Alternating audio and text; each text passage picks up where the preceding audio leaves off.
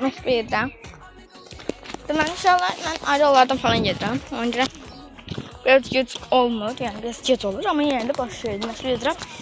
İncə siz 9-10 qəşli bir gedərlər, amma niyə yatmışam, indi durmuşam, neyiniyim, biraz saat 11-də 12-də yatıram gecə. Ona görə hə, uşaqlar, Rasim məndən ayrıldı. Biraz söz danışırlar da. Telefonum, çok güzel telefonum var. Hələ bir dənə dostumuz, bilmirəm adın, amma adsız bir dənə hədiyyə göndərəcəyim deyib, bir dənə yorumunu. Onsu silib, bilmirəm yəni kimdir. Bilinməyən bir şeydir. Mən görəndən sonra dedim, nə hədiyyə? Onsu sildi. Ancaq siz görə bilməyəcəksiniz. Keşke video olsaydı. Keşke. Mənə indi səhər gördüm, durdum, baxdım, gördüm, mənə hədiyyə göndərdilər. Fotoğrafdan göndərdilər, bilmirəm də. Deyəsən, biraz Həsinikidə yaşayan biridir. Amma harada olur, Həsinikidə yaşayan. Bəlkə mən görüb, ona görə bilmirəm də, yəni.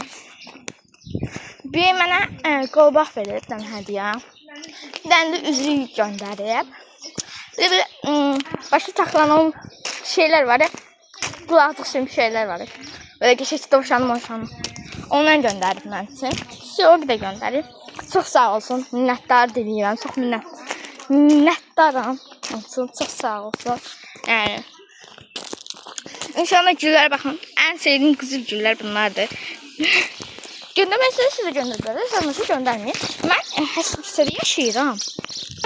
Ama siz atmayın yani. Özür dilerim ama sizin de abone, ne olur abone. Siz bir de abone olsanız her bana milyonlar kadar pul ödemiş olursa yani. Hediyenin ne önemi var? Yani bir qəpiyə yerəm də hediye. Ama siz ancaq abone atın, like atın, qoy kanalımız böyüsün. 100 minlər kəs, hər kəs bizi izləsin, abone olsun. Ne kadar abonemiz olsun. Sağ olun.